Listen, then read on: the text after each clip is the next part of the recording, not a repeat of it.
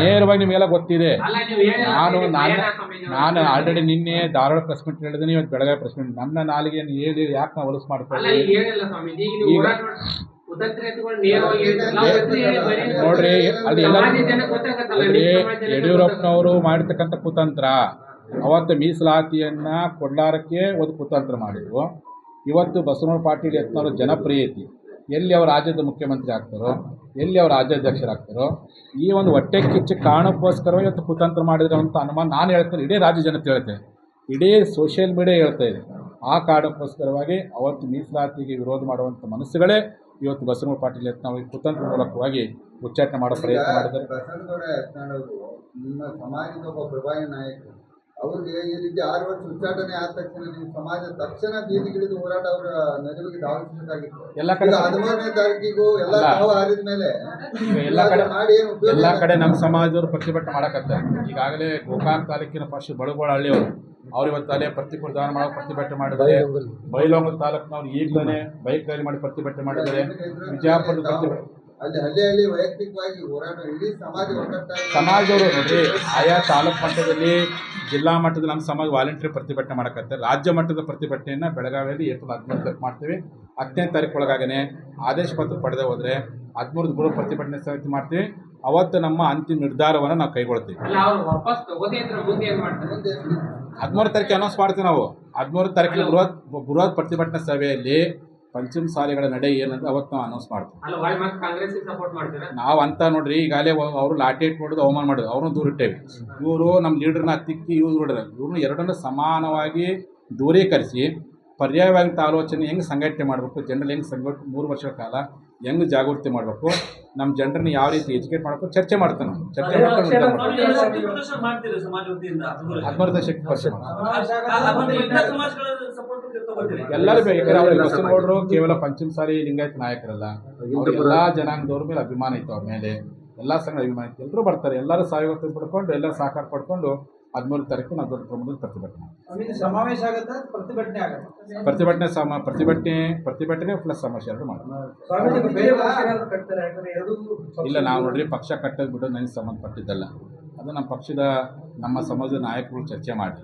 ನಾನು ಅದಕ್ಕೆ ಹೇಳ್ತೀನಿ, ಬಸವನಗೌಡ ಪಾಟೀಲ್ ಯತ್ನಾಳ್ ಅವರು ಈ ಉತ್ತರ ಕನ್ನಡ ಅಭಿವೃದ್ಧಿ ಕುರಿತಾಗಿ, ಲಿಂಗಾಯತ ರಾಜಕೀಯ ಪ್ರಾತಿನಿಧ್ಯಕ್ಕೋಸ್ಕರವಾಗಿ, ಅಪ್ಪರ್ ಕೃಷ್ಣ ಪ್ರಾಜೆಕ್ಟಿನ ಅನುಷ್ಠಾನಕ್ಕೋಸ್ಕರವಾಗಿ ಯಾವುದೇ ನಿರ್ಧಾರಗಳನ್ನು ತೆಗೆದುಕೊಳ್ಳಿ, ಅವ್ರ ಸಾಮಾಜಿಕ ನಿರ್ಧಾರ ರಾಜಕಾರಣ ಯಾವುದೇ ನಿರ್ಧಾರ ತೆಗೆದುಕೊಂಡು ಅವ್ರ ನಿರ್ಧಾರ ತೆಗೆದು ನಾವು ಇರ್ತೀವಿ.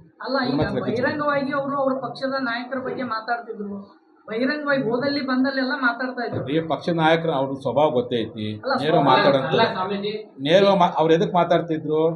ಸನ್ಮಾನ್ಯ ಪ್ರಧಾನಮಂತ್ರಿಗಳು ಕುಟುಂಬ ರಾಜಕಾರಣ ಭ್ರಷ್ಟಾಚಾರ ನಾವು ಫಲ ಕೇಳ್ತೀವಿ, ಅದನ್ನೇ ಕನ್ನಡದ ಮಾಡ್ರಿ ಅಂತ ಪಕ್ಷದ ಇದಷ್ಟು ಮಾತಾಡ್ತಿದ್ರು. ಅವರು ಪಕ್ಷ ವಿರೋಧಿಯಾಗಿ ಮಾತಾಡ್ತಿರ್ಲಿಲ್ಲ, ಸರಿಪಡಿಸಿ ಮಾತಾಡಿದ್ರು.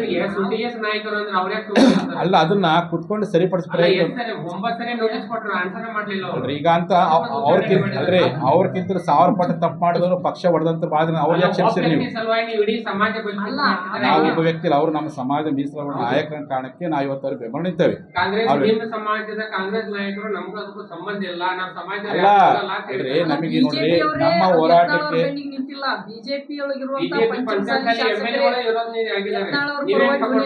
ಅವ್ರು ಬಿಡ್ರಿ, ಅವ್ರು ಇರ್ತಾರೆ, ಅವರು ಅವಕಾಶವಾದಿಗಳು ಇದ್ದಾಗ ಬರ್ತಾರೆ ಹೋಗ್ತಾರೆ, ಅವ್ರ ಬಗ್ಗೆ ಹೇಳಕ್ ಹೋಗಲ್ಲ. ನಮಗೇನು ನಮ್ಮ ಹೋರಾಟ ಸಮಿತಿ ಅಧ್ಯಕ್ಷ ಇದ್ದಾರೆ, ಅವರು ಯಾವುದೇ ಪಕ್ಷದ ಚಟುವಟಿಕೆ ಮಾಡಿಲ್ಲ, ವಿನಾಕಾರಣ ಅವ್ರು ಉಚ್ಚಾಟನೆ ಮಾಡಿ ನನ್ನ ಮನಸ್ಸಿಗೆ ನೋವಾಗೈತಿ. ಅದನ್ನ ಮಾಡಿದವರು ಕುತಂತ್ರ ಮೂಲಕ ಮಾಡಿದ್ದಾರೆ. ಆ ಕುತಂತ್ರ ಮಾಡೋ ವ್ಯಕ್ತಿಗಳು ಯಾರಿದಾರೆ ಅಂತ ನಮ್ಮ ಜನ ಗೊತ್ತೈತಿ.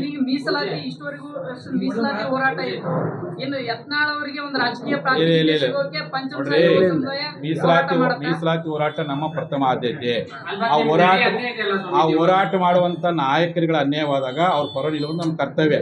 ಅದು ಯಾರೇ ಆಗಿರಲಿ, ಅದು ಬಸವನಗೌಡ ಪಾಟೀಲ್ ಯತ್ನಾಳ್ ಆಗಿರಲಿ, ನಾಳೆ ಅರವಿಂದ್ ಬೆಲ್ಲದಾಗಿರಲಿ, ಹಿರಣ್ಕಾಡ್ ಆಗಿರಲಿ, ಯಾರೇ ಆಗಿರಲಿ, ನಮ್ಮ ಪರವಾಗಿ ಪ್ರಾಮಾಣಿಕವಾಗಿ ಪಕ್ಷದ ಅಂಗನ ತೂಗಿ ಹೋರಾಟ ಮಾಡುವ ವ್ಯಕ್ತಿ ಯಾರೇ ಇರಲಿ, ಅವ್ರಿಗೆ ಅನ್ಯಾಯವಾದಾಗ ಅವ್ರ ಪರವಾಗಿ ಮೊದಲೇ ನಿಂತ್ಕೊಂಡು ಬಂದು ಈಗ ನಿಂತ್ಕೊಂಡು ಬಂದಿದೆ. ನೋಡ್ರಿ, ಮಿನಿಸ್ಟ್ರಿಗೆ ಅಥವಾ ಪೋಸ್ಟಿಗೆ ನಮ್ಮ ಸಂಬಂಧ ಇಲ್ಲ. ಅವ್ರ ರಾಜಕೀಯ ಅಲ್ರಿ, ಅವ್ರ ಮಿನಿಸ್ಟ್ರಿ ತಕ್ಕವ ಮಾತಾಡೇವಿ, ಎಲ್ಲರ ಪರ ಮಾತಾಡಿ ಹೋರಾಟ ನೋಡ್ರಿ, ಅದು ರಾಜಕೀಯ ಸ್ಥಾನಮಾನ. ಇದು ರಾಜಕೀಯ ಅನ್ಯಾಯ. ಇದು ಪರ ಮಾತಾಡ್ತಾರೆ. ಅವ್ರ ಪಕ್ಷ ತಪ್ಪು ಮಾಡಿದರೆ ಉಚ್ಚಾಟನೆ ಅದೇ ಅವ್ರಿಗೆ ಅಂತ ಅನ್ಯಾಯ ಅವ್ರ ಪರಗೆ ಮಾತಾಡ್ತೇವೆ, ಅವ್ರಿಗೆ ಅನ್ಯಾಯ ಆದಾಗ ಅವ್ರ ಪರಗೆ ಮಾತಾಡ್ತೇವೆ. ಅವ್ರಿಗೆ ಅನ್ಯಾಯ ಆಗಲಿ. ಸ್ಥಾನಮಾನಗಳ ಬಗ್ಗೆ ನಾವು ಇಲ್ಲಿ ಹೋರಾಟ ಮಾಡೋಕ್ಕೆ ಹೋಗಿಲ್ಲ.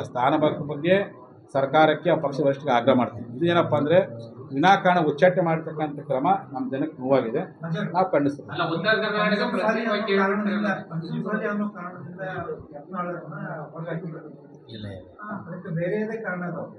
ಅಲ್ಲ ಅವ್ರು ಸಾವಿರ ಕಾರಣ ಹೇಳ್ಬೋದು. ನಮ್ಗೆ ಏನು ಕಾರಣಪ್ಪ ಅಂದರೆ ನಮಗೆ ನಮ್ಮ ಜನಾಂಗ ಬೆಳವಣಿಗೆ ಸಹಿಸಿದ್ರೆ ಮಾಡ್ಯಾರ ನಾವು ತಿಳ್ಕೊಂಡಿದ್ವಿ.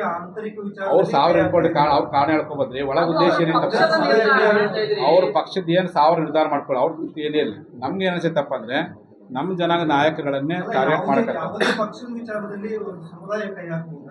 ಇದು ಪಕ್ಷದ ಸಮಾಜ ನಮ್ಮ ಜನಾಂಗದ ನ್ಯಾಯವನ್ನು ನಾವು ಕೇಳಕತ್ತೀವಿ. ಸಮಾಜ ನಾಯಕ ಅನ್ಯಾಯ ಆಗ್ತೀವಿ ಕೇಳಕತ್ತೀವಿ ಅಷ್ಟೇ.